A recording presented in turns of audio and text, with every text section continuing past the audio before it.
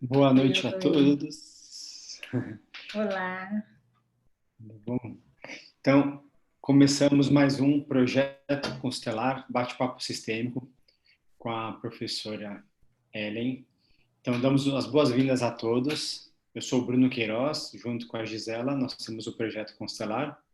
E esses bate-papos têm um objetivo de compartilhar, levar o olhar sistêmico para mais pessoas, trazer mestres, professores, colegas, novos olhares, novas abordagens, para que juntos possamos aprender e ampliar o olhar sobre aquilo que o universo e a filosofia sistêmica têm para nos oferecer. Então, Gi, Boa noite a todos, sejam bem-vindos para mais um bate-papo sistêmico. Eu sou a Gisela Batista e é um prazer enorme estar aqui com a professora Ellen Vieira da Fonseca, pedagoga, mestre em psicologia, formada em pedagogia sistêmica e constelações familiares, minha conterrânea lá de Brasília. Seja muito bem-vinda, professora, e obrigada por aceitar o nosso convite. Obrigada, eu que agradeço, uma alegria poder estar aqui com vocês dois, né? Eu já senti assim logo no primeiro momento a sintonia e poder falar um pouco, né, desse trabalho que a gente já desenvolve há tanto tempo. É sempre uma alegria, para mim é um prazer enorme. Muito obrigada. gratidão. Obrigada. E a gente começa então perguntando como, né, se a senhora puder nos contar como a senhora chegou no universo sistêmico, né, nesse olhar, nessa abordagem não só da pedagogia, mas nessa atuação sistêmica. Então, meu nome é Oliveira da Fonseca, como a Gisela falou, né? Eu sou professora. Sou filha de Joaquim Clementino da Fonseca e Clarice Vieira da Fonseca. Esse é o primeiro movimento sistêmico que a gente captura, né? Que a gente não está sozinho.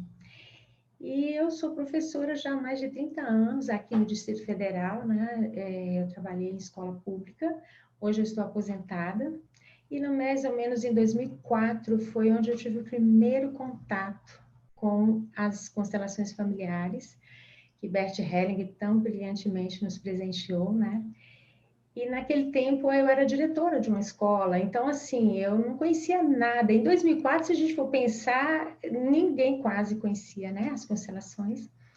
E uma psicóloga falou para mim assim: "Ô, professora, você pode alugar a escola para um casal vir fazer um trabalho de constelação no fim de semana? A escola tá precisando de dinheiro e tal." Aí eu disse assim: "Ah, tudo bem, né?" Eu aluguei, eles ficaram lá e eles trabalharam, até alguns professores se inscreveram. No retorno disso, algumas professoras me procuraram impactadas e disseram assim: "Olha, Ellen, você que é tão especialista", porque eu já estava ali, né, com especialização em várias áreas do transtorno, conhecendo várias questões de aprendizagem. Você sabe que meu filho é TDAH e eu fiz lá um trabalho nessa constelação aí e o menino está bem na escola. Aí a outra veio e falou: "Você sabe, Ellen, que meu filho, que tem aquele problema de comportamento, não gosta de estudar, está fazendo tudo." A escola me perguntou se ele está tomando alguma Ritalina. Aí eu achei aquele estranho. Eu falei, né? Como eu acredito aí que tenha professores nos escutando, nós, professores, nós sempre colocamos assim uma interrogação quando aquilo não vem com algo assim que a gente pode palpavelmente colocar na mão. Nós, professores, nós temos esse movimento, né, de olhar o conteúdo, e o conteúdo está aqui, tem um autor que embase, e a gente fica nesse movimento. Então, eu achei aquilo muito estranho, né? Eu falei, eu vou ficar atenta a próxima vez que voltar. Logo em seguida, quando eles voltaram, já não voltaram mais para a nossa escola, eles já foram para um outro local. Eu fui lá, eu sou muito curiosa, né? Tudo que é novo eu quero conhecer, principalmente quando fala assim, moveu na educação, eu quero ver o que é para ver se isso agrega. Então eu fui, e lá eu tive meu segundo impacto, né? Porque foi lá que eu percebi, eu fui para assistir, acabei fazendo uma constelação, e a minha mãe havia morrido há uns 2 anos, mais ou menos, e eu tive o meu primeiro impacto, porque meu menino, o mais velho, o primeiro, ele estava com dificuldades enormes na escola. Eu não, com toda a minha experiência, eu não estava conseguindo resolver. E ali ficou claro, né, que aquela criança olhava para algo por mim, que era a morte da minha mãe. Esse foi o meu primeiro impacto. Até aquele momento, eu não conseguia ainda compreender que isso poderia ter um bom efeito na escola. Eu tinha entendido aquilo como algo, compreendido como algo com efeito fantástico dentro do sistema familiar. E coisas simples, né, que eu recebi de sugestões, que foi, leva ele para saber onde a vovó está. Porque, na verdade, quando a minha mãe faleceu, foi uma dor muito forte para mim. Ela praticamente cuidou dos meus 3 meninos, né? E aí eu não queria mais falar no assunto, eu escondi fotos, então houve toda uma história aí. E eu só fiz um movimento, levei eles 3 ao cemitério, apresentei onde a vovó estava, e era a nova, né, a nova morada dela, aí eles lavaram o túmulo numa alegria. Depois disso, esse menino não teve mais problema na aprendizagem, ele começou a voltar a fluir normal. Tudo que ele tinha perdido, ele voltou ao normal. E aí eu fiquei muito impactada, porque eu falei, caramba, eu sou professora especializada com um monte de questões na área dos transtornos, da aprendizagem, como que esse menino em um mês fica tão bem assim? Aí você começa a se questionar naquilo que você faz enquanto profissional, enquanto especialista, diretor da escola, né? Eu e as outras professoras, a gente ficou meio impactado. E essa mesma psicóloga falou, a única saída é fazer essa formação. Aí eu comecei a formação com o Peter, mas vou dizer para todos vocês que estão me ouvindo, como muitos professores vêm para o curso comigo e já dizem assim, isso aqui, eu não acredito que isso aqui tem um efeito só com isso, né? Só nessa forma de olhar. E aí eu digo, eu digo, experimenta, né? E nesse momento eu comecei essa formação. No primeiro momento eu dizia, não, isso não vai ter sentido para a escola. Mas logo, na hora que você vai conhecendo as leis que o Bert Helling traz, né, as 3 leis, ordem, pertencimento e equilíbrio, parece que aquilo vai fazendo um movimento dentro do seu interno, que você vai se reconhecendo onde você está, seja na escola, seja no trabalho, seja dentro de casa, isso vai mudando sua vida, né? E aí eu percebi muito claro que eu estava fora do meu lugar. Né? Eu demorei assim, uns 3 módulos para compreender realmente o que estava acontecendo. E aí eu compreendi também que aquilo tinha tudo a ver com a escola. Eu comecei a fazer todas as conexões de que essas leis é para a vida, que não é algo que eu levo só para dentro da minha família e resolvo uma questão lá, mas é para a vida, porque eu sou um ser humano, ela me atravessa, né? Eu lembro que eu estudando Bert Helling para compreender todo o movimento, eu cheguei a um estudo dele antropológico, né, através de um professor, onde ele mostra lá a questão de que lá atrás, nos primórdios, né, nós já estávamos movidos pelo pertencimento, pela ordem e pelo equilíbrio. Então, isso vem desde que a vida é vida, né? Então, as leis nos atravessam. E aí aconteceu o primeiro movimento de eu compreender que eu poderia atuar dentro de uma escola. Junto com isso, já era 2005, eu conheci o livro da Marianne Frank, que foi a primeira professora que levou esse trabalho para dentro das escolas na Alemanha. E assim, uma inspiradora, porque na década de 80, né, onde a gente estava bombando com o construtivismo, ela já estava nesse movimento. E eu li aquele livro e ainda tinha muitas dúvidas, mas o dia que entrou no movimento de ordem, nessa formação, que eu percebi que eu estava fora do meu lugar, enquanto diretora, mesmo fazendo um excelente trabalho, eu era uma das diretoras mais reconhecidas à época, eu percebi que eu estava fora do lugar, com os colegas, com os alunos. Eu tinha alunos que eram meus alunos há 5 anos atrás, que ainda tinham uma ligação forte comigo e que não era ligação de professora, né? E essas fichas, quando vai caindo, você se pergunta, ai, meu Deus, mas será que eu estou fazendo errado? Não, nós não sabíamos disso, né? Nós nos movemos dessas leis, mas nós não sabemos dessa constatação que o olhar sistêmico traz. E aí eu fiz o primeiro movimento que eu gosto sempre de contar, porque quando os professores me escutam, é como se eu falasse para eles, olha, eu estou passando, né? Por tudo que vocês também passam, eu passei e a minha chave virou. Eu saí dessa formação, era em Goiânia, muito impactada e voltei para a escola com uma menina dentro do meu coração fazendo assim, né? Eu tinha uma aluna, que era a Michele, que assim, eu falo dela para todos os lugares, a mãe autoriza, né? Ela era assim a minha aluna, sabe aquela aluna que você tem o maior amor e ela por você? Ela, 5, 6 anos que eu não dava aula para ela, todos os dias ela entrava dentro da minha sala e quebrava as coisas para poder mexer em tudo. Ela era uma considerada, né, deficiente intelectual. Ela fazia muitos movimentos dentro da sala. Podia estar o presidente da República, ela ia e fazia a mesma coisa. Eu tinha que voltar a levar. O que os colegas falavam para mim? Ellen, mas ela te ama. Sem você nessa escola, essa menina não sobrevive. Você é tudo para ela. E aí, o que nós, professores, fazemos quando esse tipo de colocação chega? Nós vamos nos inflando, achando que a gente é o top da cocada, e a gente só sobrecarrega. Só sobrecarrega achando que a gente tem que dar conta de tudo aquilo, né? E eu percebi claramente que não era isso, que eu estava fora do lugar. Então, quando eu entrei na escola, era umas 7 e pouco da manhã, lá vem essa menina, né? Correndo, Helena, com os braços abertos. Quando ela me abraça, eu abracei, tirei depois ela e olhei dentro dos olhos dela. Quando eu olhei dentro dos olhos dela, eu disse assim, Michele, eu não sou melhor que a sua mamãe para você. Ela é a mãe certa. Eu sou apenas a diretora da escola, eu fui a sua professora. Agora volte para a sua sala, que a sua professora está te esperando. E ela fez assim com as mãozinhas, né?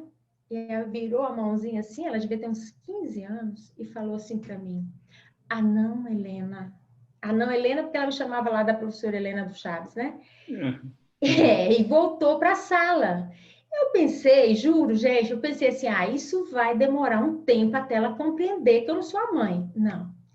Comecei a andar na escola, que eu sempre andava na escola, aquela semana inteira eu andando na escola, ela passava por mim, nunca mais essa menina voltou para minha sala, para fazer nada, para eu ter que levá-la em lugar nenhum. Ela olhava para mim e falava assim, oi, diretora.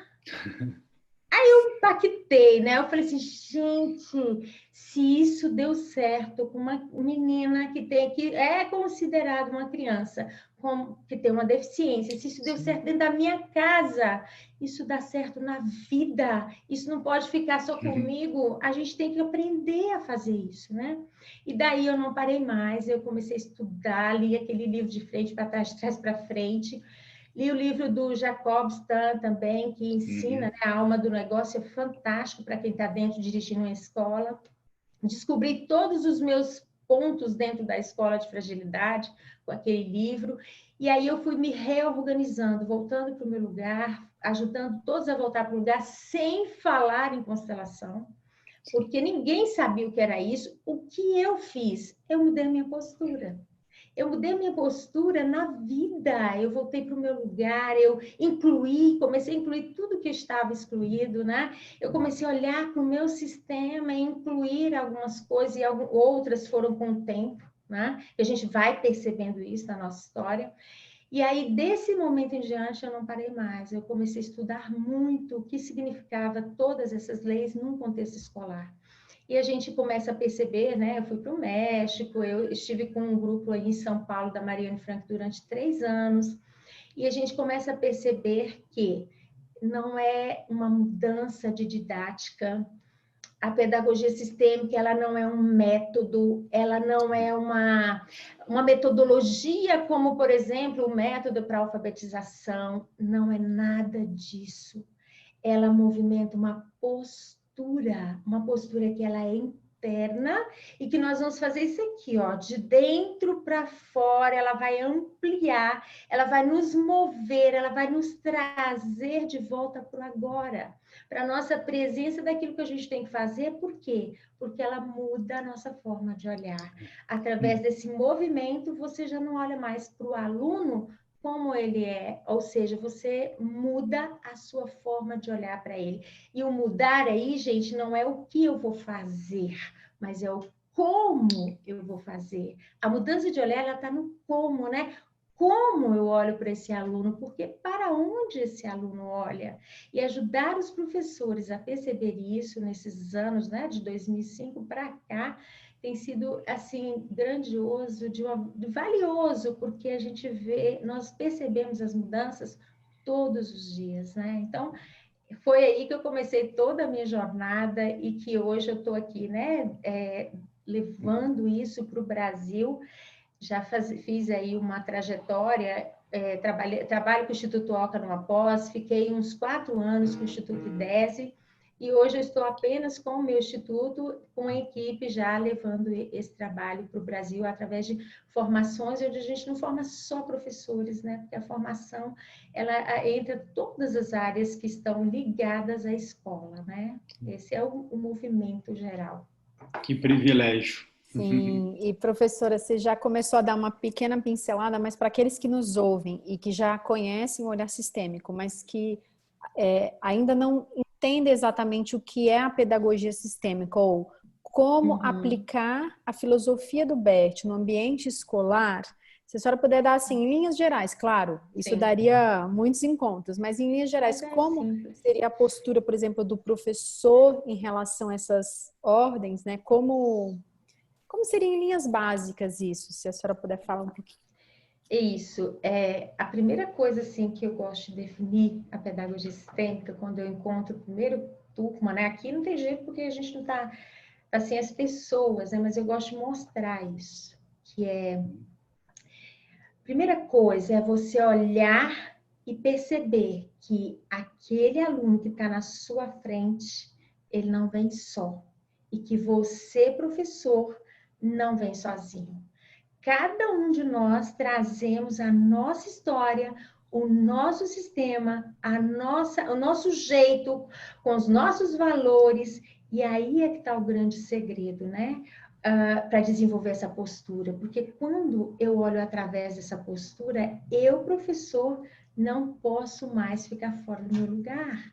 Eu tenho que me localizar neste contexto. E aí tem uma frase que a Mariane Frank nos ofereceu, acho que ela, não sei se foi 2005, 2006, quando eu encontrei, e eu fiquei muito assustada com isso, porque eu não conseguia entender, porque no início a gente quer entender, depois que você passa a compreender realmente o que é a postura. E ela disse assim, encerrou todo um projeto lá, né? Ela disse, resumindo, né, o workshop, vocês agora voltem para o trabalho de vocês e sejam apenas os professores. Pá! Todo mundo assusta. Por quê? Porque nós, professores, estamos vindo de uma cultura onde nós temos que... A gente acreditava, né, que tinha que cuidar do aluno, ajudar, por exemplo, ensino especial, então, ajudar na consulta, né, cesta básica. Esse menino sofre muito na casa, coitado, ai, se eu fosse a mãe, você passa a noite sem dormir, pensando nessa criança, o que você pode fazer para ajudar? O pai é alcoolizado, então você pensa, se o pai é alcoólatra, essa menina sofre em casa, o meu pai também era alcoólatra, ai meu Deus, o que eu posso fazer? Aí você começa. Então, esses movimentos nos retiram do nosso lugar de professor. E eu não entendi isso na época muito claro, mas como eu sou muito curiosa, e ela disse, esta é a frase final, e eu trabalhava coordenando professores, eu falei, vou começar a usar, né? E eu comecei a dar isso em escolas, assim, o menino a professora chegava para mim e dizia assim, fulano não sai, Ellen, debaixo da carteira, né? Eu trabalhava com os transtornos, eu já não sei mais o que fazer, você vai dar um jeito de conversar com ele. Eu falava assim, escuta, tem uma frase que eu aprendi, não é do comportamental, não, é de uma linha nova, você quer experimentar? Aí ela, mas é o quê? Qualquer coisa que me ajude. Por que eu fazia dessa forma? Porque eu já tinha uma compreensão que, como era novo, você não pode impor nada, você precisa sugerir. Então, eu dava sugestão, falava, sugestão, vai lá e fala isso assim para ele. Se der certo, você leva. E eu fazia isso eu sou apenas a professora, né? Dizer para o aluno, você chega, toca nele e fala assim, olha para mim, deixa eu te dizer uma coisa, eu sou apenas a professora aqui, eu tô aqui só para te ensinar. Estou aqui para você. Você quer aprender comigo? Vem, eu vou começar a aula. E essas pessoas começaram a me ligar. Ué, essa frase tem mágica? Essa frase é algo do outro mundo? Que isso, professora? Aí eu falei, opa, então vou começar a dar outras frases. Aí eu comecei a dar o Eu Vejo Você, né? Porque Eu Vejo Você é algo fantástico. Ele faz isso, né? Ele abre um espaço para o aluno se sentir visto. Porque quando você fala Eu Vejo Você, você está incluindo todo o sistema do aluno. Eu vejo você, faz isso aqui. Aí eu comecei a oferecer, eu vejo você, e foi incrível, porque essas professoras me davam sossego. Professora Ellen, o que é isso? O menino que estava em cima da cadeira, eu olhei para ele e falei, eu vejo você, agora eu vou voltar, que eu sou apenas a professora. E o menino voltava. E aí eu comecei a perceber que tinha sentido, que eu falei, gente, tem todo sentido, é o professor fora do lugar, porque quando ele fala, eu estou aqui apenas como professora, eu estou marcando um território de ação. Eu estou dizendo, nesse lugar eu tenho poder, neste lugar eu faço o meu melhor, mas quando eu estou fora dele, quando eu quero ser orientadora também, quando eu quero ser assistente social, quando eu tomo o lugar da mãe, aí eu perco o aluno. Por quê? Porque o aluno não me reconhece naquilo que ele vem buscar, que é o meu ensinar. Então, isso entra num choque, né? E é o que a gente mais tem dentro das escolas com os professores. Os professores fazem isso porque eles querem? Não, gente, a gente não sabia disso, nós não sabíamos. Nós fomos aprender isso. Alguns professores, eles estão no seu lugar já, mas a grande maioria vai dormir com as crianças dentro da cabeça, não deixa o marido, né? As mulheres não deixam o marido dormir porque quer contar que o menino, coitado. Todos os movimentos que nós fazemos, onde nós julgamos a família, né? Isso é a postura, onde nós temos pena das crianças, onde nós temos uma expectativa que eles poderiam ter uma família melhor, o que nós movemos aí? Nós saímos da postura de ser apenas professor. Então, o que é trazer essa postura daquilo que a gente imagina na mente para o nosso coração? É trazer sem julgar os pais, sem julgar a história, né? Isso é a postura, sem pena e sem expectativa. Eu estou ali apenas como professora. E eu não vou dizer para vocês que isso é fácil para um professor, é simples. Mas não é fácil porque a gente vem anos e anos acostumados a fazer esse movimento cotidianamente. A nossa sala dos professores, eu digo isso porque eu coordenei professores anos, não apenas como diretora, mas em formação. Quando a gente está na sala dos professores, quando a gente faz um conselho de classe, a gente olha para o problema e aí começa, porque é culpa disso, é culpa da mãe, é culpa do pai que não fez isso. Aí a gente começa esse movimento. Aonde a gente olha aí para o problema? Qual é o nosso direcionamento? Um direcionamento linear, cartesiano, daquilo que a gente vem estudando há anos. Mas quando você vem para o sistêmico, o movimento é outro.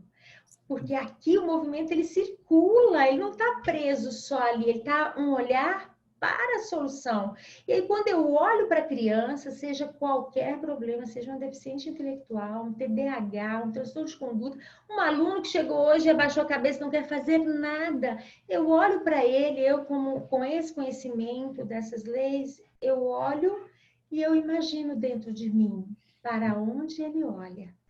Então, quando eu estou perto dele, quando ele me vê e eu digo, eu vejo você, a gente solucionou casos assim, se eu for dizer contar, eu já não perdi a conta. Só do professor olhar e dizer assim, João, eu olho para onde você olha. Eu olho para o seu grande amor. Agora, João, eu estou aqui na sala de aula, eu sou apenas a professora, eu estou aqui para te ensinar. Todos os seus colegas estão te esperando. Vem comigo. E o João olha para ela assim, fica meio às vezes perdido. Por quê? Porque ele nunca, até aquele momento com aquela professora, ele ainda não tinha conseguido ser visto. Nesse momento, ele se sente reconhecido no lugar dele. E aí, nesse momento, ele dá o próximo passo. Eu vou contar uma história de um menino que eu acho que ilustra bem. Um garotinho de uma escola que eu trabalhei na sala de recursos, eu atendia todas as crianças com deficiência nessa escola, e um garoto mais ou menos de uns 13, 14 anos, na Redondeza, o pai era ele mexia com tráfico, ele foi preso. Esse menino começou a bater muito na escola, ele batia em muitas crianças, sobretudo no recreio, fora a sala de aula. Então, a diretora pediu ajuda, ela falou, quem sabe com esse olhar você, né, ajuda alguma questão aí. E aí eu fui pro recreio, eu e uma amiga. Então o recreio começou, ele foi para cima dos meninos, começou aquela luta, nós separamos. Quando nós separamos, ele veio para cima de mim, ele era quase da minha altura, porque eu sou muito grandona, né? Aí ele veio para cima de mim, estufou o peito, veio andando e falou assim: qual é, professora? Meu pai tá preso, viu? Meu pai tá lá na Papuda, que é a penitenciária de Brasília. Aí quando ele fez isso, eu abaixei os ombros, pus a mão para trás, olhei amorosamente dentro dos olhos dele e nesta hora eu fiz o movimento que a gente aprende com Bert Helling. Quem está excluído, a gente inclui. Porque esse é o segredo, né? Você não exclui nada. Então eu disse para ele, eu sei que o seu pai está preso, mas deixa eu te dizer uma coisa. Como seu pai, ele é o seu pai, certo? E ele tem um lugar no meu coração. Ele é sua mãe. Aí ele olhou para mim e falou assim, como? Você respeita o meu pai?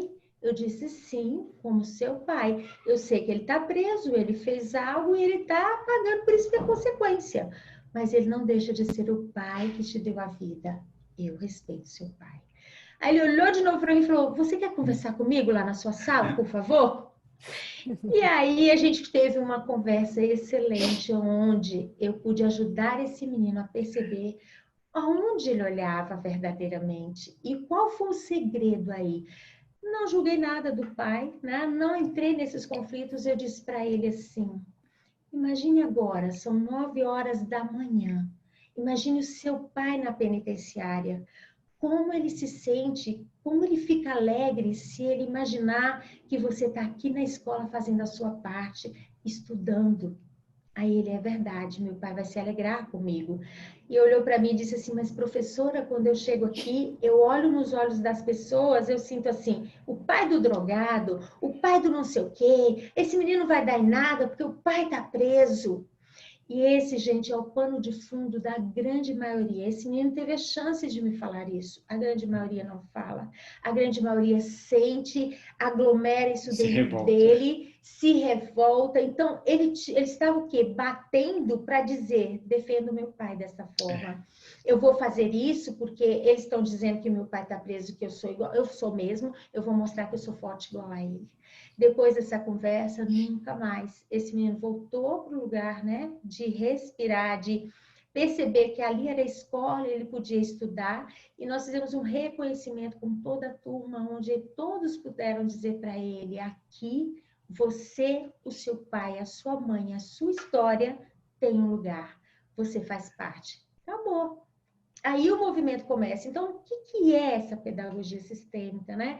O que é isso? É trazer essas leis, vamos dizer, trazer não, né? Elas já estão aí nos movimentando, mas trazer a consciência de que elas estão aí e que elas movimentam todo o sistema da escola, porque nós não estamos só.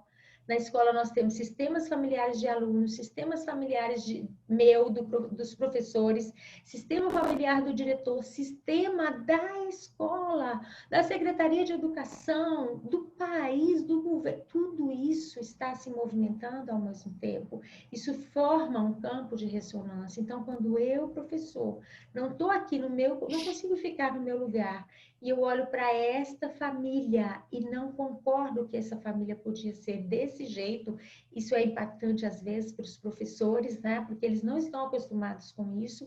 O que movimenta imediatamente aí um afastamento e uma potencialização do comportamento. Ellen, para qualquer coisa, sim. Nós temos experimentado isso em diversas situações, inclusive questões de aprendizagem, e é sempre o mesmo movimento, né? Quando você volta para o seu lugar e você consegue olhar para o aluno e dar um sim, porque o sim é poderoso, né? Ele abre portas. E aí sim, Ellen, mas espera aí, eu vou concordar com o pai que está preso e que é drogado e que é do tráfico. E aí eu gosto de reforçar que você não está concordando com o que esse homem fez. A questão aí não é uma concordância com o ato do que ele fez que está ligado à história dele, porque este homem também está olhando para algo do sistema. Você concorda com o pai que deu a vida com o humano? Porque esse menino que está na sua frente, ele é um ser humano. Ele é um ser que veio de um pai e de uma mãe como eu. Então, quando eu olho para ele, eu reconheço isso e eu incluo tudo. Na hora que eu faço isso, todo o estresse, ele é dissolvido. Eu acho incrível porque os alunos retornam numa alegria, né, com o professor, e a gente tem conseguido, assim, achar saídas para muitos casos de bullying. Tem escolas em Brasília que as questões de bullying, a professora sistêmica, ela passou a fazer parte de uma comissão para resolver conflitos. Porque todos os conflitos de bullying foram resolvidos durante o ano, depois que ela adquiriu esse movimento da postura sistêmica. Então, a pedagogia sistêmica, ela é uma postura que a gente movimenta de dentro para fora. Aí, se vocês quiserem, eu posso contextualizar isso com as leis também. Sim, eu adoraria. Sim, se a senhora puder compartilhar, eu estou adorando. Isso. Eu espero que, né, assim, eu comece a falar, gente, porque eu amo esse trabalho. Se empolga com a beleza dessa filosofia. Eu sou, assim, apaixonada. Eu sou uma professora já apaixonada desde sempre, né? E quando eu quando eu conheci essas leis, eu disse, gente, a gente tem que levar isso para o mundo, né? E se vocês me perguntarem assim, você fez um projeto para fazer isso? Não. No início até eu dizia assim, eu vou usar isso só aqui no meu contexto. Só que de tanto dar sugestão para professor, eles me encurralaram assim, falaram, agora você vai dar uma formação para a gente. Foi assim que eu comecei a dar formação de pedagogia sistêmica, porque eu dava formação de transtorno, etc., né? De alfabetização para o deficiente, mas de pedagogia sistêmica, eu fiz igual o Bert Helling, mas como que eu vou ensinar 3 leis? Só dá 3 folhas. Eu ficava naquela, né? Eu estava assim, até que eu consegui trazendo isso de uma forma muito didática, né? Então, eu quero colocar assim para vocês a questão das leis, né? O que é a lei do pertencimento dentro da escola? Todos querem pertencer, né? O pertencimento, ele faz parte da vida, né? Nós lutamos para pertencer. E dentro da escola, quando as coisas, a gente não está atento a esta lei, e a gente sem perceber, muitas questões são excluídas, e a primeira delas é a forma como a gente exclui, por exemplo, eu digo assim, nada é excluído, né? Até, por exemplo, a preguiça de uma criança. Hoje um aluno mandou um vídeo mostrando show preguiça, eu falei, graças a Deus a essa preguiça, você chegou no coração dele, você não pode excluir a preguiça. Ou seja, nada é excluído. E dentro da escola, um professor que não se sente pertencente, o que ele vai fazer? Ele vai dar trabalho, ele vai ficar irritado, ele vai ficar chateado, ele vai se excluir.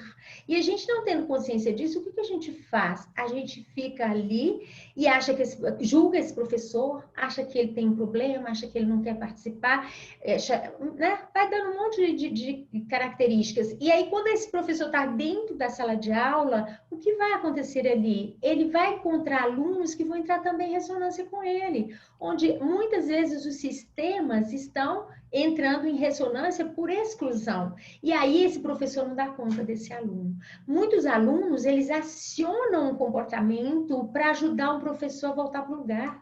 Né? Eu tenho casos assim de professores que eu atendi à época, lá quando eu coordenava, que esses professores, eles largaram a secretaria porque tudo que eles menos queriam eram ser professores.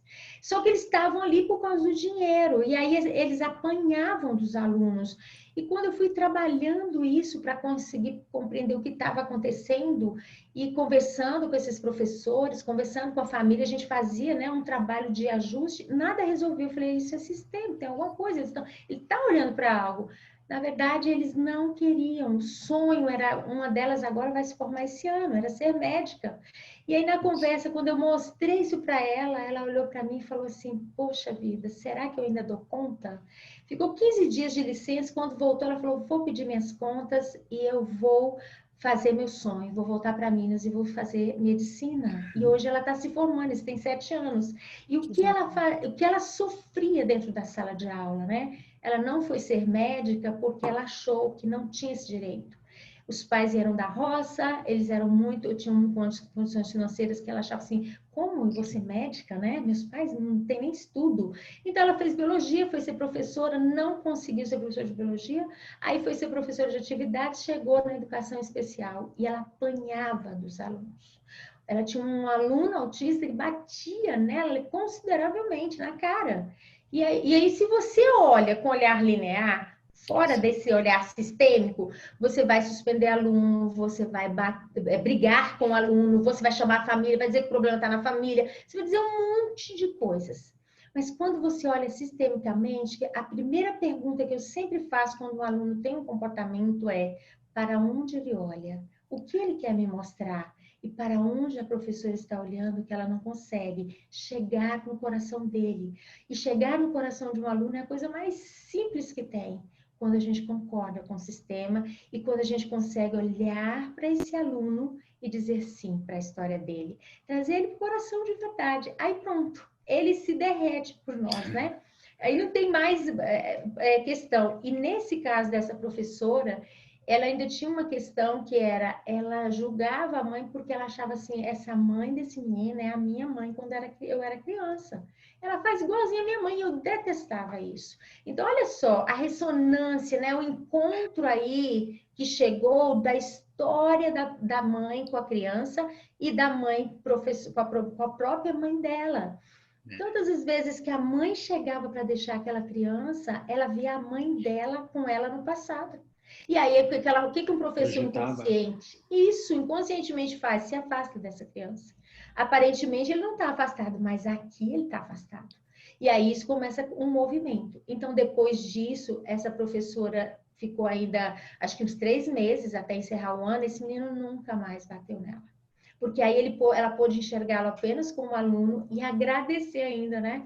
Graças a você, eu descobri que eu posso correr atrás do meu sonho, que é ser médica, e hoje ela está se formando, né? Então, esse movimento é muito forte dentro da escola, e nós trabalhamos muito isso, né? Quando nós estamos em formação com os alunos, porque quando eu estou no meu lugar, eu me sinto em paz, eu tenho tranquilidade. Todos os professores que conseguem estar no seu lugar, alívio, né? Então, nós trabalhamos isso com movimentos de ajudar o professor a se colocar na ordem dentro da escola, quando a gente faz um exercício, né, com os professores nas escolas, onde cada um vai estar consciente do seu lugar de chegada dentro da escola.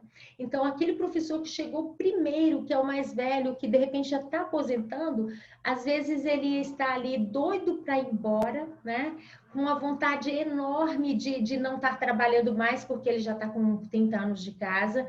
E na hora que você reorganiza o sistema e dá a ele o lugar de primeiro, e vai lá no que chegou hoje na escola, que é o mais novinho, né? Chama essa pessoa e diz para ele: eu honro você porque você tem toda essa experiência aqui.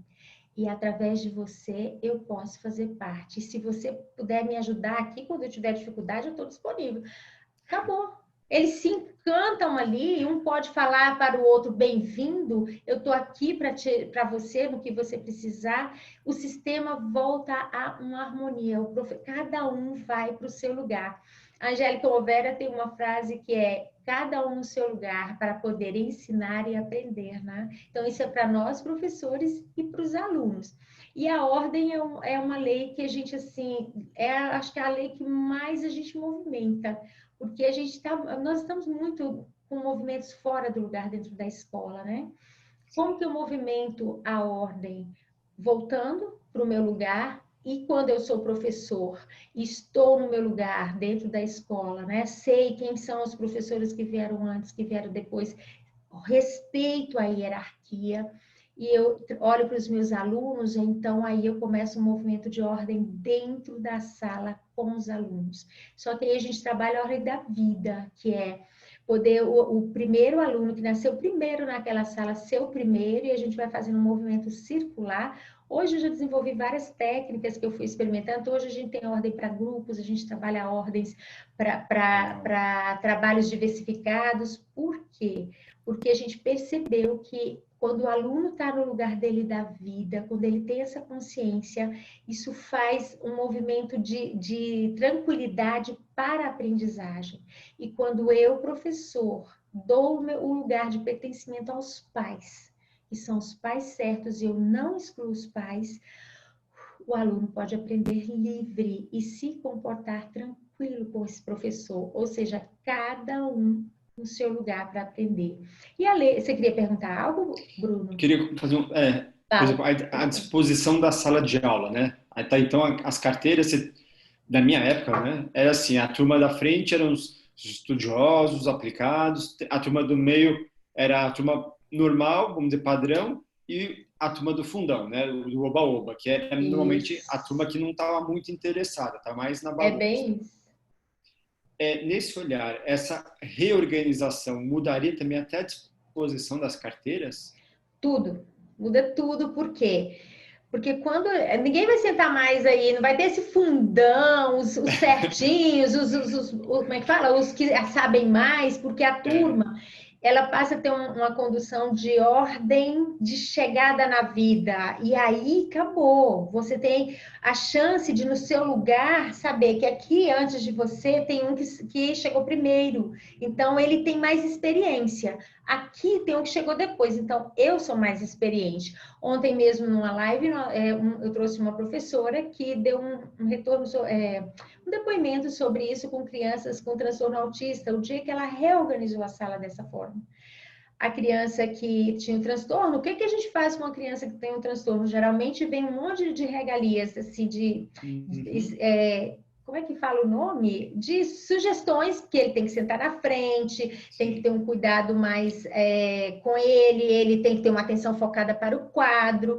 Só que aí a gente não olha para isso e coloca a ordem. Quando você põe a ordem, esse menino, por exemplo, do transtorno do espectro autista, ele foi seu sétimo.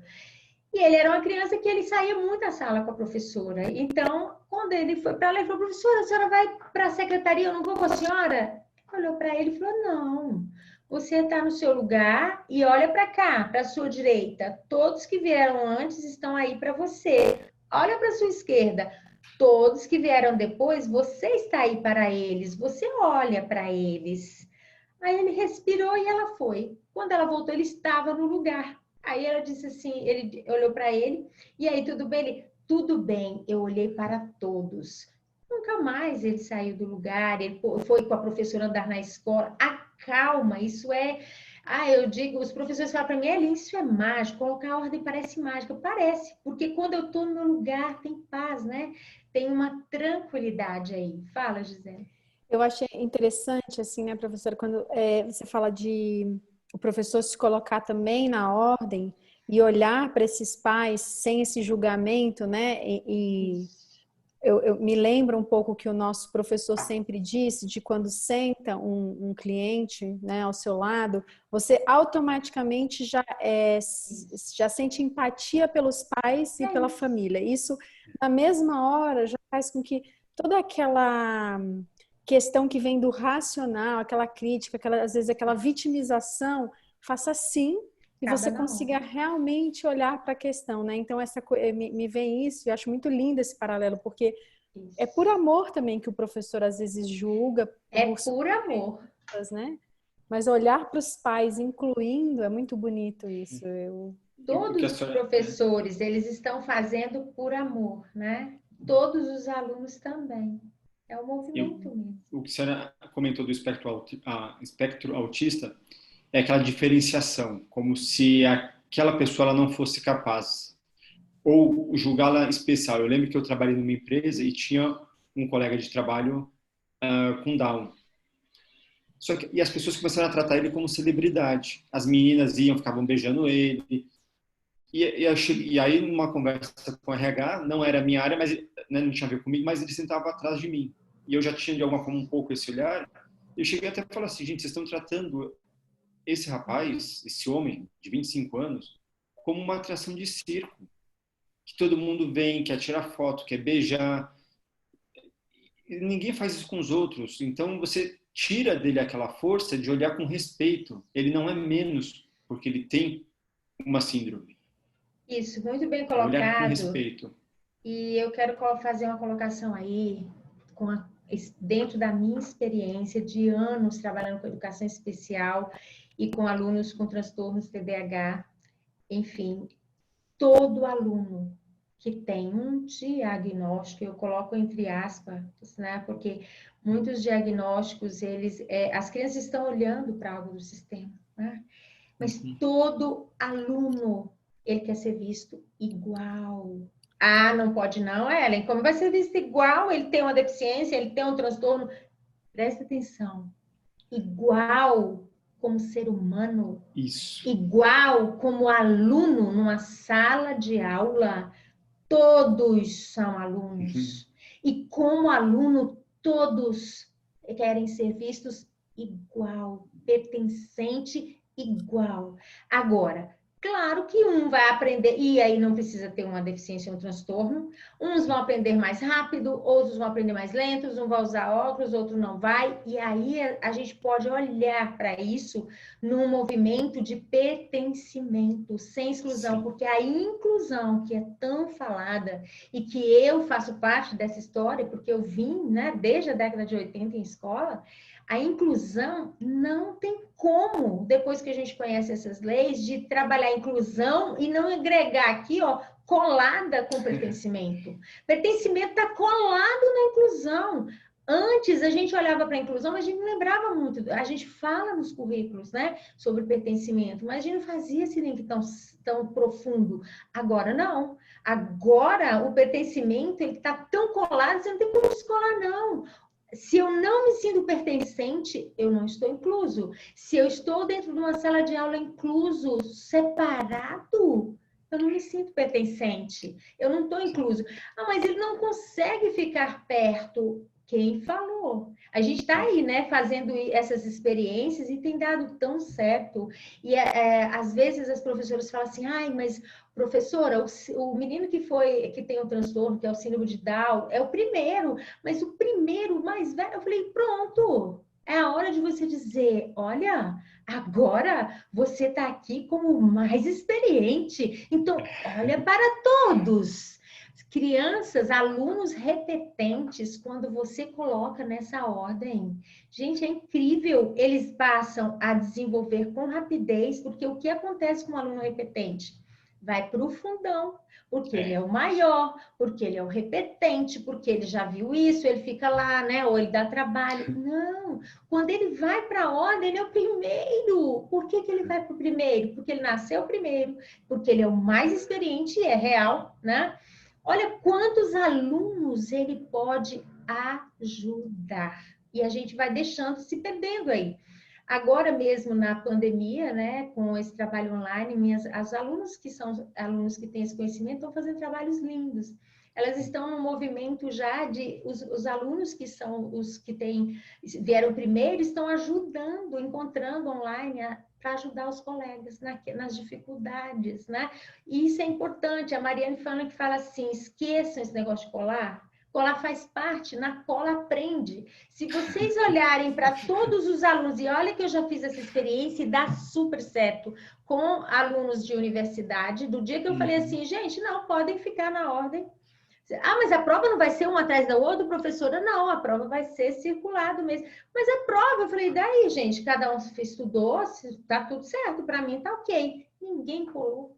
Os alunos entraram ali e eles falaram para mim que foi a melhor prova que eles fizeram. E a gente já experimentou isso no infantil, no ensino médio, no ensino fundamental, porque eu tenho alunos da educação precoce, que são bebês, para a universidade. Eu tenho alunos que trabalham com idosos, né? Então, a experiência que a gente tem é muito grande de movimentos que vão se desenvolvendo. E aí eu não quero deixar de falar de algo importante aí com a lei do equilíbrio. que ela movimenta aí também, quando eu digo para vocês assim, que o aluno, ele quer ser visto, né? Ele quer estar no lugar dele, ele quer estar igual na linha de alunos. Na relação de alunos, de equilíbrio, a gente sabe que o professor, ele tem mais, ele tem um conteúdo que ele está na frente, então ele dá mais, né? Vamos colocar assim. Sim.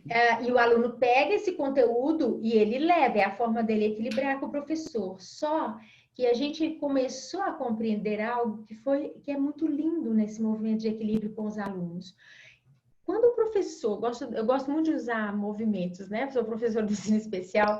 Quando um professor, né, ele olha para o aluno que está aqui e ele concorda com esse aluno e ele diz, ok, eu sou apenas o seu professor, eu estou aqui para você a serviço da sua família. O aluno pode ser o aluno que está lá mexendo com drogas, né? Eu já peguei vários alunos assim. Ele pode ser um aluno que estava batendo a cabeça na parede. Ele pode ser um aluno que deitou com uma cabeça que não queria fazer. Ele olha e ele respira. E ele fica assim, caramba, esse professor me vê. Esse professor, ele me reconhece como eu sou. O que ele faz imediatamente? Ele vai para tudo que o professor está ensinando. Ele abre um espaço no coração dele para aprender com esse professor na hora. Por quê? Porque esse professor, ele quer equilibrar. Eu vou aprender com ele, porque ele me reconhece como eu sou. Então, eu vejo isso como um movimento do equilíbrio para a frente. Aí ele aprende e vai, né? Isso está por trás desse movimento. E aí eu vou ilustrar isso com a história de um aluno que eu amo essa história. E eu acho que, assim, ela traz algo para muitos professores que, de repente, estejam nos escutando.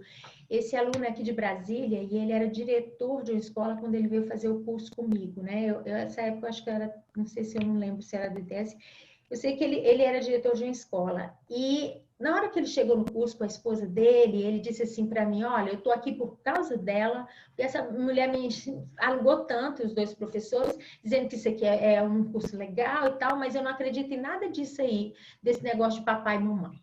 Aí eu disse, ok, tudo certo, né? Eu sempre digo para os alunos, está tudo certo, né? Eles têm até essa frase assim muito forte comigo. E aí, pronto, a aula foi um fim de semana inteiro. Quando terminou o fim de semana, ele chegou para mim e falou assim, eu posso ajudar a senhora a levar o som para o carro? Aí eu disse, claro. Aí nós fomos levar o som para o carro. Quando chegou lá, ele e a esposa pegaram na minha mão, ele olhou no meu olho e falou assim, professora, me desculpa. Eu, por quê? Ai, professora, tudo que eu vi aqui não é nada do que eu pensava. Eu estou muito tocado e eu vou te falar uma coisa. Para dizer para a senhora que eu sou grato, eu vou fazer valer a pena. Eu já vou voltar para a minha escola e eu vou fazer algo bom com isso. Beleza, ele foi. A gente voltou depois de 2 meses, ia entrar de recesso à escola pública, que ele era de escola pública, uma escola onde tinha um movimento muito forte com drogas. Quando ele voltou, na abertura, ele olhou para o grupo inteiro e ele disse assim, olha, gente, eu quero pedir desculpa a todos. E tudo que eu vi lá naquele momento mudou, nada daquilo aconteceu depois que eu usei as ferramentas que eu aprendi aqui e a forma de olhar para os alunos e incluir os seus pais.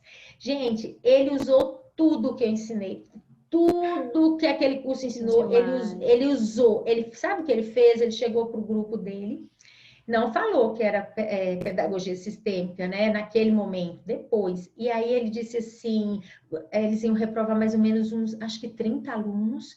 Ele disse assim, olha, manda esses alunos tudo no horário contrário, eu vou montar um horário e vou dar aula para eles. Você, Fabiano, mas você é diretor, como é que você vai dar aula para os meninos de reforço? Vou dar reforço para eles, eu tenho um horário de manhã, um horário à tarde, vou mandar para os pais. Se eles aceitarem, ele fez isso. Só acho que os 2 alunos no pai não aceitou, e ele atendeu esses alunos dando aula de olhar sistêmico. O que era essa aula? com o conteúdo, porque eu sempre digo isso para os alunos, o conteúdo do currículo, ele é sistêmico, ele tem lei de ordem, ele tem a lei do pertencimento, ele tem equilíbrio, está ali, a gente só não via isso, agora que a gente está olhando para isso, né? Eu estou ajudando muitos professores com a BNCC, nós estamos montando todo um esquema de que o que a BNCC traz de sistêmico que a gente não olhava dessas leis e tudo mais. Enfim, ele fez todas as atividades, e o movimento dele de reforço, na verdade, ele trouxe os alunos, né, os filhos para os pais de volta. E saiu de frente. Ele era apenas o diretor a partir dali, os professores. Esses alunos, gente, a média deles, eu fui para a escola depois ver esses alunos, era 0, 1, matemática, português, era assim, 7 disciplinas, 0, 1, 2 e 3. Com o trabalho que ele fez de sistêmico, reforço sistêmico, vamos colocar assim, eles passaram a tirar 8, 9 e 10. O dia que eu encontrei com esses alunos, eles mostravam os boletins assim, olha aqui, professora, eu acho que vai dar para eu passar, na hora que somar tudo no final, isso foi no mês mais ou menos de dezembro, né? De agosto para dezembro, eles recuperaram todas as médias. Quando eu vi aquilo, alunos que têm graves situações, né, familiares, e ele conseguiu ajudar aqueles alunos a amar seus pais de volta e a respeitar. Tinha uma aluna que a mãe era esquizofrênica, ela olhou para mim e falou assim, agora eu vou voltar para casa. Ela veio de uma outra cidade, porque agora eu aprendi que a minha mãe, do jeito que ela é a mais certa para mim. Aí eu falei assim, sabe, isso não tem preço. E aí, depois disso, né, quantas coisas se abriram naquela escola, quantos professores me falaram assim, eu nunca vi isso acontecer em 23 anos de trabalho, é a primeira vez que eu vejo isso acontecer com alunos que a gente considerava perdido. Porque o que nós na escola fazemos? Quando a gente vê que aquele aluno está movido com tanto problema, a gente pensa, isso não tem jeito. É isso aí. E aí eu quero dizer para todos vocês, tem jeito, depende da nossa postura, depende do como eu olho para o aluno, não é o que eu olho, né? Não é o problema, mas como eu olho para onde ele olha. Fala, Gisela. É que entra aqui uma pergunta até de uma pessoa a gente está fazendo a transmissão pelo YouTube, e aí a pessoa pergunta, o que acontece quando o aluno não escuta ou obedece à professora? Como que esse aluno pode ser ajudado? Quando ele não escuta a professora? Isso, não obedece, não escuta. Como que esse aluno pode ser ajudado? Esse é um dos casos que a gente mais tem, né, gente? Aluno que não quer obedecer, que não quer escutar. De 0 a 100, vou colocar assim, né? A postura é a mesma. Então, eu posso ilustrar isso, né? Com vários casos que a gente atende nesse sentido.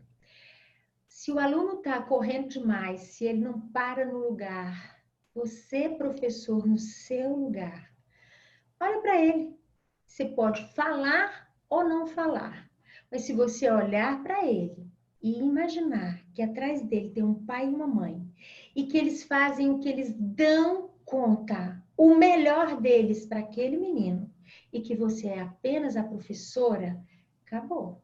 Você conseguiu trazê-lo de volta. Ellen, isso é muito simples, não é possível. Então, eu vou dizer para você assim, experimenta. E a frase que ajuda, que eu dou muito nas minhas lives, né, para os professores, a frase que ajuda é, se o menino está saindo muito da sala, se ele está inquieto, se isso é um comportamento onde ele não para de jeito nenhum, se você foca nele, se você fica atrás dele, quem está no controle? Você ou ele? Ele. Então, qual que é o movimento primeiro? Eu no meu lugar, olhando amorosamente para ele. Da forma, eu gosto muito de colocar isso, da forma que o meu coração, quando inclui, ele sente. Ele sabe que você olha para ele, respeita e concorda com os pais que ele tem, com a história dele. E se você tem a chance de chegar para ele e perguntar, você vai chegar perto dele e vai dizer assim, Fernando, eu estou observando que você hoje está inquieto. Você sai toda hora, você não para no seu lugar. A gente está aqui, eu estou ensinando a todos e só você está de fora. Fernando, deixa eu te dizer uma coisa. Eu sou apenas a professora e eu olho para onde você olha quando você fica muito inquieto. Isso tem um lugar no meu coração. Só que agora eu vou voltar a trabalhar com todos. E se você quiser continuar aí, você fica. Só que ó, a aula vai continuar. Acabou, gente. Você faz esse movimento, ele volta, ele olha para um lado, ele olha. Isso eu tenho experiência de muitos casos, não só com os alunos. Por que ele volta? Porque a sua postura o inclui e o vê do jeito que ele é. Porque ali naquele momento ele deixa de ter o controle, você recupera o controle quando você diz: eu sou a professora de todos. E eu aqui vou continuar a aula, quer vir? Estou aqui para você. Um professor que está ali para o aluno e que ele sente isso, o aluno quer perder esse professor. Ele vai. E esses experimentos todos que são de dentro da sala de aula, agora nós estamos fazendo online. Eu estou trabalhando muitos professores nesse movimento dele poder olhar através da telinha, né? E fazer o mesmo movimento da postura para que ele perceba aí o efeito. Então, professora, é esse movimento de voltar para o lugar aí. Não sei se a professora que perguntou, agora eu fiquei em dúvida. Eu também não sei, alguém fez a pergunta.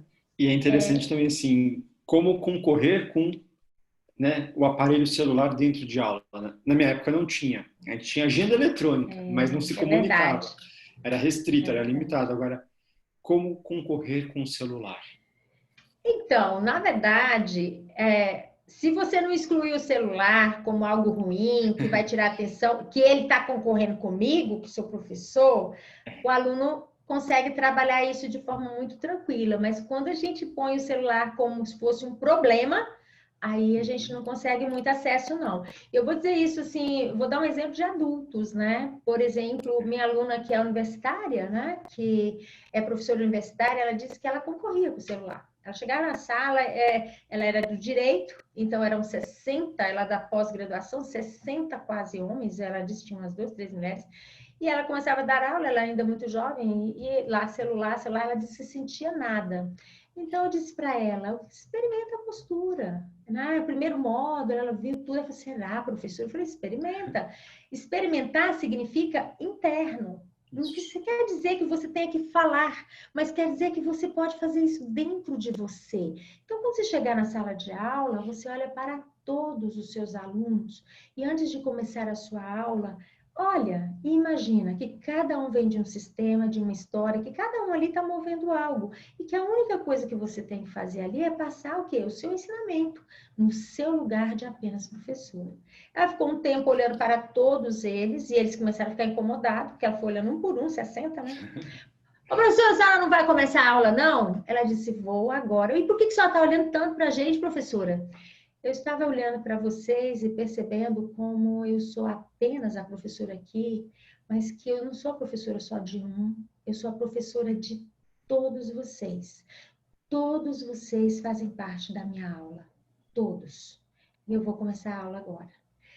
Acabou. Diz ela que era só guardando, o povo guardou o celular e ficou estatalado nela. Só que qual é o segredo aí dela? Quando ela entrou lá, ela não entrou sozinha. E eu falo isso para os alunos.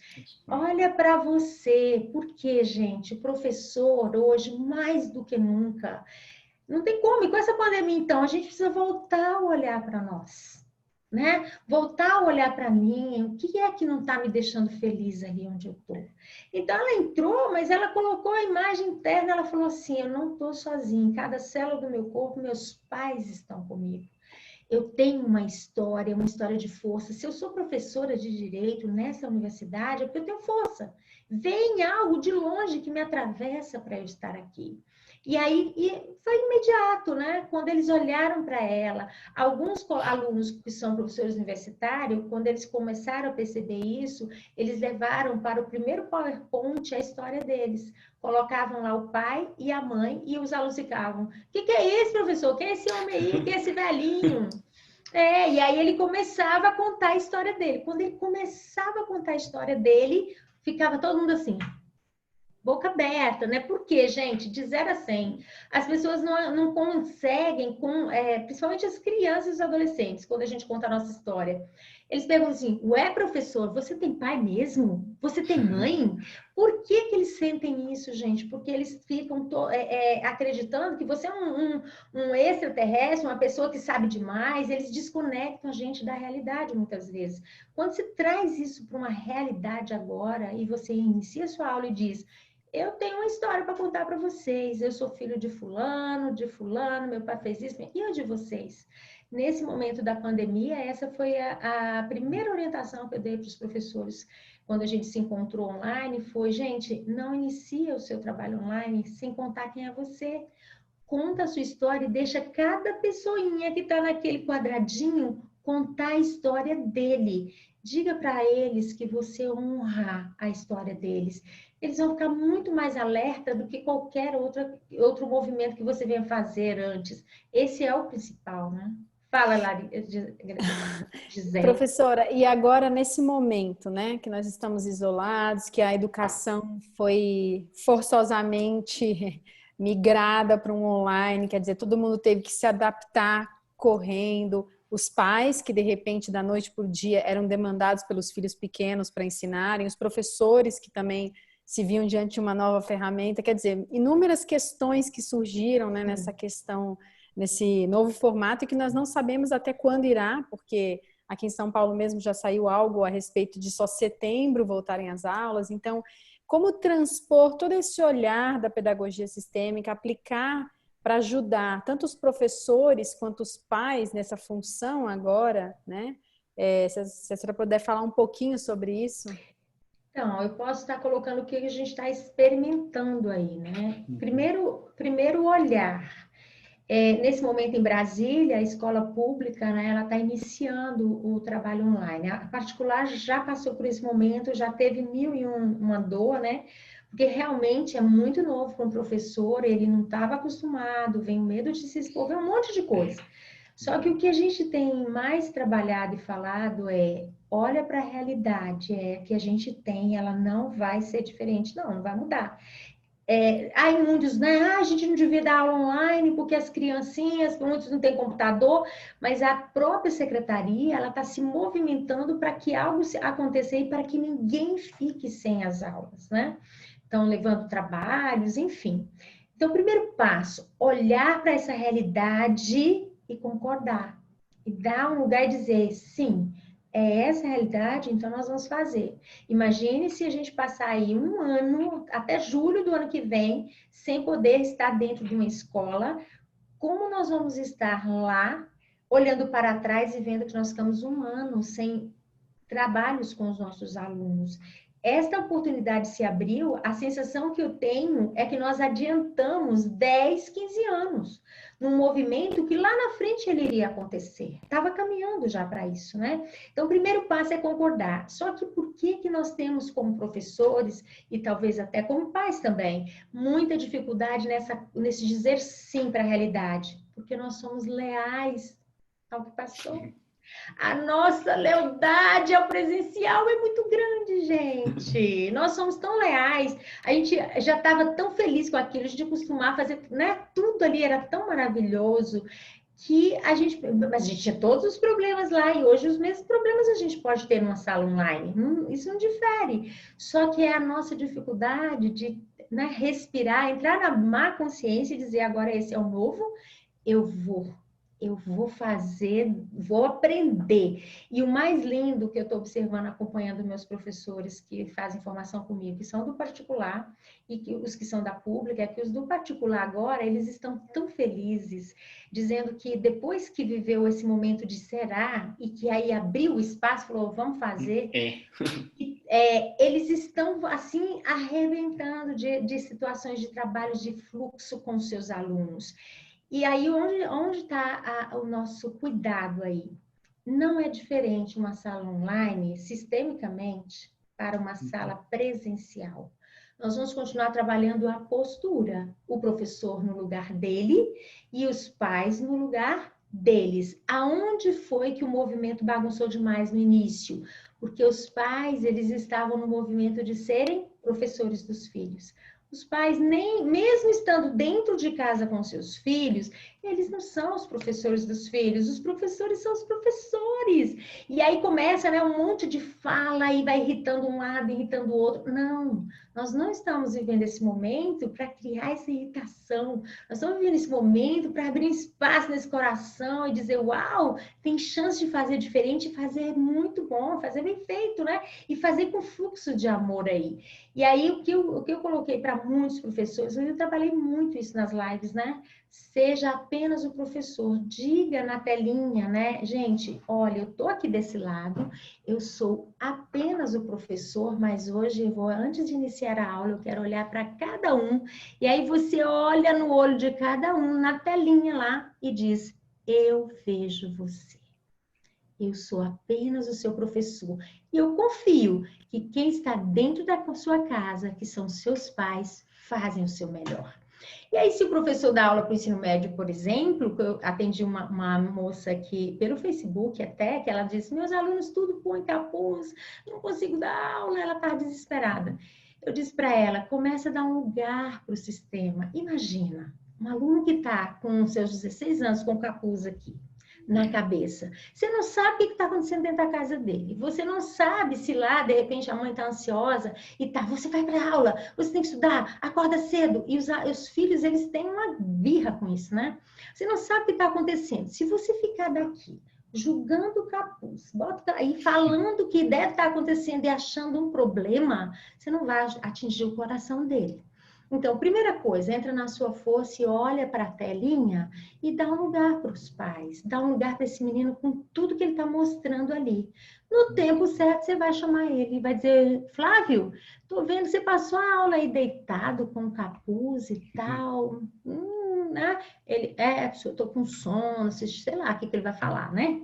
Aí você olha para ele e diz, Flávio, deixa eu te dizer uma coisa, você também faz parte dessa turma.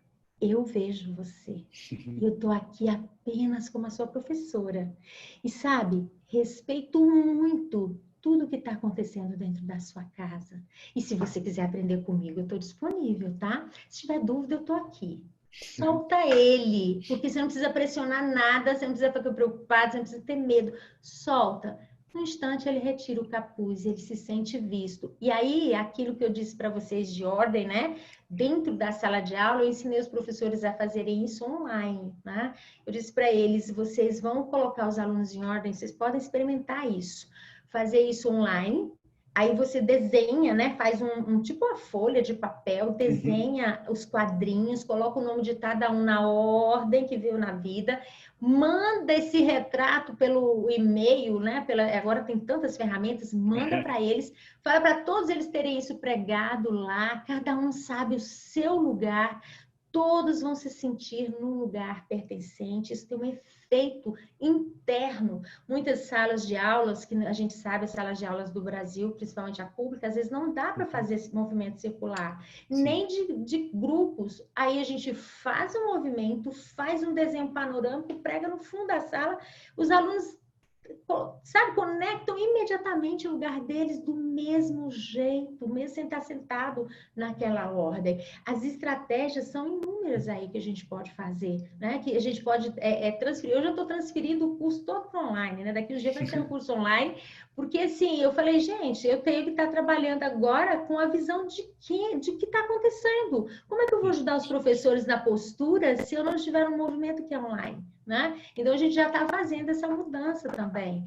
E aí, gente, fechando a pergunta da Gisela, se os pais conseguirem ficar no lugar deles apenas de pais, e na hora que ele perceber alguma coisa que ele não gostei muito disso, ao invés dele falar para o filho ou qualquer coisa nesse sentido, ele conversa com a escola, ou ele olha para o filho e fala, olha só, filho, agora é aula online. Né?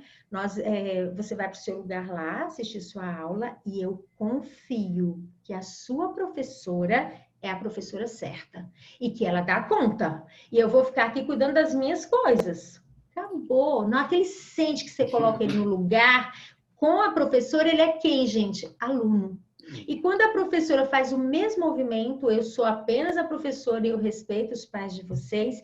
E aí uma frase que está me vindo muito forte, né, esses dias a gente está tendo uma oportunidade imensa de ajudar, de olhar para os alunos agora com seus pais, sem fazer esforço.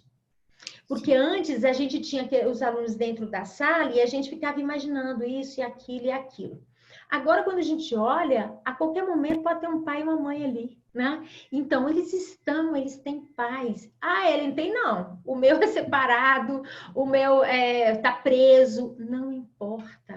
Ele tem os pais dentro dele. E se você reconhece isso, é leve aprender, é leve ensinar, é leve a nossa relação, né? Então, a dica aí é ficar cada um no seu lugar sem falar do outro. Eu posso dar um exemplo que foi dessa semana? Sim, Do por favor. online? Sim, sim. Só para ilustrar isso, né? Uma aluna, acho que essa minha aluna, acho que até de São Paulo, do interior, ela disse que uma das mães estava mexendo muito, brigando muito, implicando mesmo com o que ela estava fazendo, mas não falava para ela, mas ia na secretaria, aí ia para o grupo de pais, e aí chegou uma hora que passou do limite. Então, a diretora chamou, reuniu e falou assim, bom, e nessa escola tem diretor, o diretor é sistêmico e muitos professores. Então, ela falou assim, bom, nós temos duas alternativas. Ela está falando muito mal da professora, né? Ela estava no movimento. E aí ela falou assim, nós temos duas alternativas. Ou a gente vai chamar essa mãe, brigar e falar um monte de coisa, ou você pode fazer algo através da sua postura. Aí ela olhou para a diretora e falou, eu? Mas o que eu vou fazer? Ela disse, amanhã, quando você chegar lá, você vai olhar para todos os seus alunos e vai contar a sua história. Quem é você? Quem é a professora Juliana e quem são os pais dela e o que eles fazem? Ela, mas assim, antes de começar a aula, e depois que você contar a sua história, você vai dizer assim: como eu tenho uma história, cada um de vocês aqui tem uma história. E eu honro a história de cada um. Do jeito que os seus pais são. O pai que veio da Ucrânia, porque parece que tem pais do Egito. É uma escola onde tem pais vindo de vários lugares. Eu honro cada um de vocês com a história que vocês têm. Pronto, você conta e você pode fazer uma atividade ali, né, relacionada às bandeiras, relacionada à origem, pode passar para eles fazerem a pesquisa da história lá na família, enfim. Só isso ela fez. No outro dia, o que aconteceu? A mãe mandou um e-mail agradecendo, elogiando a professora e não teve mais conflito. Só que teve uma questão por trás, né? Eu sempre falo assim, agora vamos olhar o que está por trás aí, né? Por que essa mãe implicava? Essa mãe tinha um movimento, né? A professora tinha perdido a mãe há mais ou menos um mês. A mãe do menino também. Então, entrou duas histórias em ressonância aí. A mãe da criança havia perdido a mãe em outro estado. E a mãe da professora havia morrido também há pouco tempo. O que acontece imediatamente aí?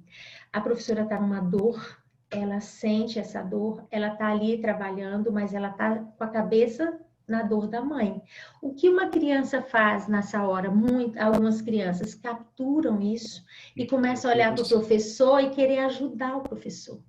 E aí entrou em ressonância com a questão da mãe com a mãe dela, né? Então, na verdade, por que eu estou contando essa história? Porque muitas coisas que nós estamos vivendo aqui, que as crianças estão lá aprontando, dando trabalho, não estão aprendendo, não é porque não aprendem, não é porque são preguiçosas, não é porque são só hiperativas, ou porque querem ser agressivas. Elas estão fazendo isso aqui, ó, olhando para algo no sistema, o que a gente chama de amor cego, né? Sim. Ela olha para aquilo e ela quer resolver. Ela, isso é consciente? Não. A maioria esmagadora é inconsciente, né? As crianças fazem isso por amor ao sistema e quando isso entra em ressonância com o professor, aí pronto, aí isso dá choque, né? Eu já tive vários casos de crianças que entram em ressonância de histórias com o seu professor, né? Então, é um dos cuidados. Porque eu contei essa história porque a dica aí de ficar no lugar, né? É entrar no online como a gente entra no presencial, honrando a minha força, a minha história e honrando a história dos alunos. Muitos professores no início do online, eles estavam assim, eu não vou suportar, eles me procuravam, eu não vou aguentar ter que me expor. Não se preocupe com isso. Um pai e uma mãe que se sente visto e reconhecido, Ele vai ficar apaixonado pelas suas aulas, ele vai querer aprender com o jeito que você faz, ele não vai contra. Isso tem um movimento no interno, quando a nossa postura atua no lugar, né? Aí isso tem uma força aí, né? Não sei se respondi. Sim, Sim, foi até com uma, certeza. tinha Foi sido uma até uma aula. pergunta de provavelmente uma mãe, né, falando das crianças. E eu acho interessante quando a senhora trouxe, né, a gente vê pais com questões, e mesmo que o casal esteja separado, não tratar a criança como filha de pais separados, porque você já separa dentro dela. Então, assim, na própria Ótimo. forma de se referir. Eu Então, vou não ter que falar existe, disso aqui. né, não existe filho de pai separado. O casal está separado, mas Isso. se os pais estiverem juntos no coração, Excelente pergunta. Aí eu vou falar disso aqui, gente. Isso aqui chama-se o coração e o fio invisível, né? Isso é, aqui é eu não sei se vocês dois já ouviram falar, porque isso faz parte da minha coleção dos meus livros, né? O Coração Fio Invisível começou comigo quando eu comecei a atender crianças nas escolas, acho que foi 2007, crianças que não tinham seu pai presente, não moravam com eles. O que acontecia quando eu dizia assim, eu ia atender essas crianças nas salas, dava muito trabalho, eu trabalhava na sala de recursos da época, e elas diziam assim para mim, eu não tenho pai, fazia assim com o ombro, eu não tenho pai não. Aí eu olhava assim, ah não, você não tem pai não, você é feito de quê? Semente, pé de árvore e tal, né? Eu fazia umas brincadeiras. Não, meu pai foi embora, não, meu pai não sei o quê. Então vinham muitas colocações nesse sentido. E aí eu começava a fazer esse movimento. Na época eu não tinha isso aqui concreto, eu fui construindo isso com o tempo. Eu dizia assim, deixa eu te dizer uma coisa, onde seu pai está? Ah, meu pai está preso, ou então meu pai mora em outra cidade, tem outra família. Eu dizia, você sabia que existe um fio invisível que nos conecta ao nosso pai e à nossa mãe, aonde ele estiver? É, eles já arregaram os olhos, né? Eles podem ter de 0 a 100, né? Arregaram os olhos. E disse, nos conecta ao coração, porque mesmo a gente estando distante, nas nossas células nós temos 100% dos nossos pais. Em cada célula, você, quando é o espermatozoide fecunda o óvulo, ah, 100% do pai, 100% da mãe. E quando você passa uma linha no meio assim, é como se esse lado aqui vem o seu 50, o seu 50, mas lá dentro é 100% do seu pai e de sua mãe. A gente não desconecta do pai e da mãe nunca. Nós somos uma mistura perfeita que vai, né, se misturando de papai e de mamãe. Então agora eu vou fazer um exercício com você. Você topa? Eles sempre topavam, porque quando, gente, eu posso dizer para vocês assim, olha, até com adultos, quando você eu olha ia para ser o os primeiro a pais, levantar a mão. é incrível. Às vezes, nos meus atendimentos individuais, eu uso os meus recursos todos, mas quando um adulto chega para mim e fala assim, não, meu pai me abandonou, eu olho assim no olho dele e falo, engraçado, quando eu olho para você, eu vejo tanto amor do seu pai aí. Aí, como? Nas suas células. Então, não tem idade. Nós somos os nossos pais, nós somos a nossa história. Então, o que eu fazia? Eu pedia para essa criança fechar os olhos e eu fazia um movimento. Falei, imagina o fio invisível que vai te levar lá na penitenciária agora. E quando ele chega lá, seu pai respira e esse fiozinho cai dentro do coração dele e ele preenche de amor por você. E quando esse amor preenche, volta através desse fio um tão de amor alegre para você.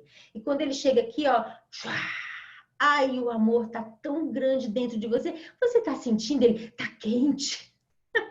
Eles falam, tá quente, aí eu falo às vezes do líquido quente, do gelado, né? Aí depois eu faço o movimento para a mãe, porque mesmo que o pai esteja excluído, eu sempre movimento o pai e a mãe, por quê? Porque os dois precisam ter um lugar aqui. Eu não posso deixar só o pai ou só a mãe. E se eu sou professora, isso é um movimento didático, né? Eu consegui aos poucos ir trazendo todo o movimento dessas leis para uma didática, uma questão pedagógica ligada ao currículo, de forma que o professor ele pode usar isso como um recurso dentro da sala de aula, né? Tem professor que anda com a pochete e o coração não sai da pochete, porque na hora que precisa tá ali, né? E aí, o que acontece quando a gente traz isso para cá e pede para a criança respirar, né? Aí você abre o olho e fala, imagina a alegria do teu pai quando você faz a sua parte na escola, quando você escreve, quando isso, quando aquilo. Acabou. A criança que não fazia, que corria, ou a criança que estava inquieta, ela acalma o coração, porque a gente, como professor, tinha uma, eu digo que é uma mania, não sei dizer se é mania, um hábito, que era assim, a gente, não, sua mãe vai ficar triste, hein? Seu pai vai ficar triste. Seu pai vai ficar com raiva. Isso não ajuda. A gente leva a criança para o menos. Imagina nossa, eu sou a tristeza do meu pai. E não é verdade. Então, o que a gente faz? A gente traz essa criança para o mais. Imagina a alegria dele quando você faz.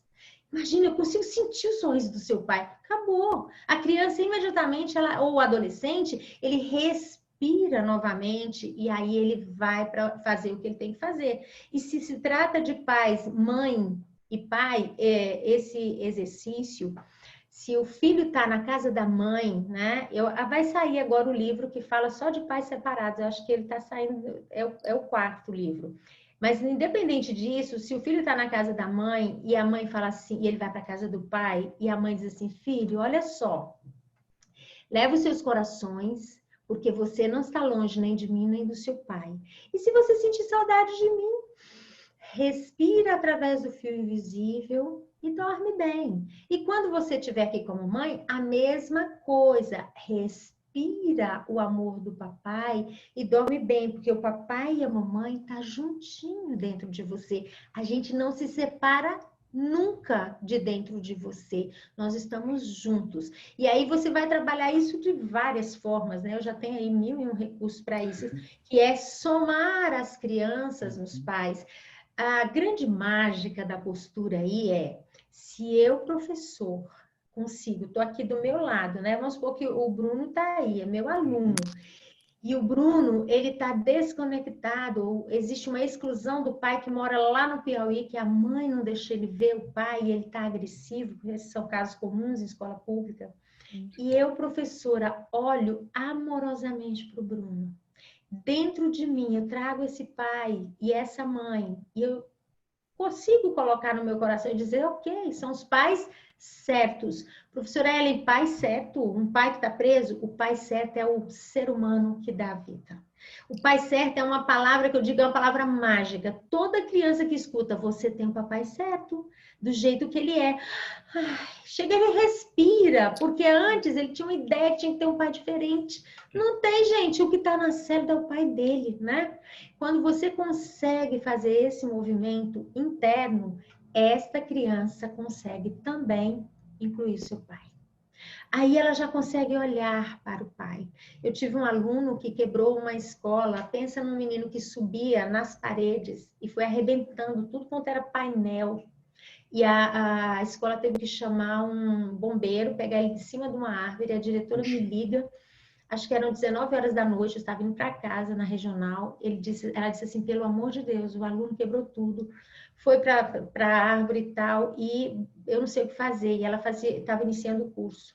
Eu disse, manda a mãe aqui amanhã com ele, né? A gente conversa com ela. Esse menino tem que tomar remédio, Ellen, e ele está transtornado. E aí, gente, eu vou dizer para vocês, muitas crianças que a gente acha que tem que tomar remédio, elas só estão à busca do papai. Ou às vezes à busca da mamãe. Ou às vezes olhando para alguém que morreu, às vezes até um irmãozinho, né? Eu tenho muitos alunos que a gente foi trabalhando TDAH que estava à procura do irmãozinho que morreu antes dele, né? As crianças fazem isso de forma inconsciente, né? Quando essa mãe chegou na escola, eu vou falar isso bem rapidinho, deu tempo aí, Larissa? Deu tempo? Deu, a gente tá, mas pode continuar. Não, vou passar ela rapidinho essa história. Quando essa mãe chegou lá na regional, ela já chegou assim, cadê a professora Ellen, que não sei o quê, prenderam meu filho, revoltadíssima. Aí eu olhei para ela assim, amorosamente, porque para mim, uma mãe revoltadíssima assim, ela está dizendo assim, eu amo meu filho, e estão dizendo que eu não faço o melhor por ele. Porque quando uma mãe que ama seu filho, imagina que seu filho foi pego lá em cima pelo bombeiro, ela pensa assim, mas o que aconteceu para ele fazer isso, mesmo que ele seja danado? Ela nunca vai pensar assim, gente, a culpa é minha. Ela vai pensar, eu faço o meu melhor. E eu vou dizer para todos vocês que estão me vendo, toda mãe, Todo pai faz o que dá conta, o seu melhor. Por quê, Ellen? Porque nós estamos movidos pelas nossas histórias. Existe aqui uma história, eu não estou livre para fazer só do meu jeito que eu quero. Eu sou movida, empurrada por essas histórias, né? E aí vem todo o processo aí das lealdades. E aí o que aconteceu quando ela olhou para mim, eu disse, mãe, eu só quero conversar com a senhora. E eu olhei para ele, né?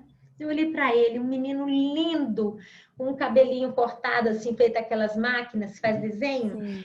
Eu imaginei que fosse o pai, que tivesse levado para o barbeiro, né? Aí eu disse, aposto foi seu pai que fez isso. Ele olhou para mim com um olhão assim, olhou para ela, fez uma cara assim tremida, né? Aí eu falei assim, vixe, o pai tá excluído. Pensei, né? Aí ele olhou, aí eu fiz de novo. Falei, e esses olhos são do seu pai? Ai, que olhos lindos. Aí ele olhou de novo para a mãe, bravo. Eu falei, pai, tá excluído. Eu deixei ele com a minha amiga e sair com a mãe. Mãe, o que aconteceu com o pai dele? Aquele homem, bababá, e falou um monte de palavrão, foi embora, tá morando com fulano lá no Piauí. Essa mulher estava revoltada. Ela vivia ainda a revolta de 2 anos atrás de uma separação e ela rasgou todos os contatos do pai com o filho. Esse menino não tinha escolha. Ele tinha que arranjar um jeito, né, de dar trabalho para alguém olhar e falar assim, cadê o pai dele? Né? Talvez o pai dele saísse do Piauí para vir resolver a questão aqui. E aí eu conversando com ela, ela falava assim, mas eu não posso dar um lugar para esse homem. Eu falei assim, mas não é o pai dele? E aí lá, não vou encurtar a história, depois de um tempo, quando ela ficou tocada realmente, disse para mim assim, e o que eu posso fazer? Leva ele de volta para o pai, com o professor, eu vou levar ele no Piauí. Eu falei, não, tá chegando as férias, liga para o pai, deixa ele falar com o pai e tal. E falei todas essas coisas, das orientações, chamei o menino. Na hora que o menininho chegou, eu falei, olha, você vai ficar de frente da sua mamãe e eu vou dar uma frase, tá? Ela vai te falar uma coisa e você sente no seu coração como é isso. Quando ele ficou de frente para a mãe, quando eu dou essa frase, eu conto isso no curso, muitas professoras, elas ficam muito tocadas, algumas até choram e falam assim, eu não sei se eu dou conta de falar isso para o pai do meu filho sobre o pai dele, mas eu quero te dizer uma coisa, quando a gente escolhe o pai para o filho, né? É o pai que a gente escolheu. Quando eu olho para o meu filho, eu estou enxergando em cada detalhe dele. É a célula do pai que está ali com a minha. Então, todas as vezes que eu não quero algo deste homem, eu afeto essa criança. E onde essa criança vai mostrar o seu sentimento de exclusão do pai? Na escola, na aprendizagem, no comportamento. Ela vai fazer algo para poder trazer esse pai de volta, né? E aí eu dei uma frase para ela. Eu disse para ela dizer para ele, filho, a partir de agora, você está livre para amar seu pai do jeito que ele é. Me arrepia, me emociona isso. Nossa, e eu fui dando a frase e as lágrimas dele foi caindo assim, né? E aí eu dei essa frase e disse, você está livre para amar o seu pai, é o pai certo, eu escolhi. E você não tem nada a ver com o que eu movimento com ele. Você é o nosso filho, o nosso milagre. Ele chorou, abraçou essa mãe, eles foram embora. E aí eu não preciso mais falar nada. E aí o que aconteceu quando eu fui orientar a professora? Porque esse menino tinha quebrado uma escola inteira, né? Numa tarde. A professora, 15 dias depois, olhou para mim e falou assim, gente, ele tá ótimo, não precisa mais nada, Ellen. Ele tá fazendo tudo. Aí a mãe me deu um retorno, ligou pro pai, ele conversou e ele ia passar as férias com o pai. O que eu quero dizer para vocês? Nós somos uma soma. Um filho não suporta respirar sem poder respirar livre. Quando ele está com um lado fechado, ele está na escola incompleto e ele vai dentro da escola mostrar os sintomas que ele está olhando através dessa exclusão que é do pai. E só para finalizar, porque eu acho que isso reforça isso daí, quando, há pouco tempo atrás, né, no caso de uma criança, uma aluna minha, eu vou contar esse caso aqui, eu acho que, como eu já contei na live, ela vai achar ruim, não. Mas é lindo, né, e é rápido também. Ela engravidou de um rapaz numa noite de carnaval. E aí ela não quis tirar a criança, mas ela não sabia mais nada desse rapaz, né, não quis ir atrás. Pediu para o pai, falou, pai, vamos assumir, eu não quero ir atrás, o pai aceitou. Quando essa criança fez mais ou menos uns 3 ou 5 anos, eu não lembro, ela chegou, o pai dela estava já morrendo, né, no leito de morte, o pai olhou para ela, olha que pai sistêmico, hein, gente? Falou assim, filha, procura o pai do seu filho. vai atrás dele e dê o nome do pai para o seu filho. Isso vai ser importante para ele no futuro. Ela, mas eu nunca... Filha, faz como um pedido meu. E aí o pai dela morreu. E aí ela resolveu procurar o pai. Ela encontrou o pai. O pai não acreditou, porque depois de tanto tempo, não acreditou, ela pediu o DNA. Eles foram fazer o DNA, então foi o pai, a mãe e o menino. Quando eles chegaram lá, na hora que ela entrou, o menino ficou com o moço lá, com o pai dele, né? Que ele não sabia ainda que era o pai. E eles começaram a conversar. E aí o menino contou para ele, né? Ele falou, o que você mais gosta de fazer? Ele disse, o que eu mais gosto é da minha coleção de dinossauros. Eu tenho um monte de dinossauro em cima da televisão, da estante, tá. Aí o homem ficou assim, ó, boca aberta. Na hora que ela volta, ele fala, agora é você. Ele, não vou fazer não. Mas por que você não vai fazer? Não precisa. Por quê? Porque eu também tenho uma coleção de dinossauros até hoje em cima da televisão e da estante da minha casa. Isso me emociona. Sim. Isso me emociona porque as crianças, elas são os pais. Os filhos são os pais. Esse menino nunca tinha visto o pai e ele fazia do mesmo jeito do pai. Como que a gente exclui esse pai ou como que a gente exclui essa mãe? Não dá, né? Não é possível essa exclusão. Então, fica essa dica aí, né? Para quem for mãe e para quem for professor, o nosso único movimento é trazer o pai e a mãe para o coração. Não importa se o pai morreu ou não. A criança tem pai, tem mãe. Depois a gente pode voltar e falar de outros assuntos aí, se vocês quiserem. Mas com certeza. Professora, foi uma aula maravilhosa. Tem gente perguntando se a senhora atende só professores ou também atende os pais. Não, atendo os pais, sim, atendo os pais. Quantos minutos nós temos?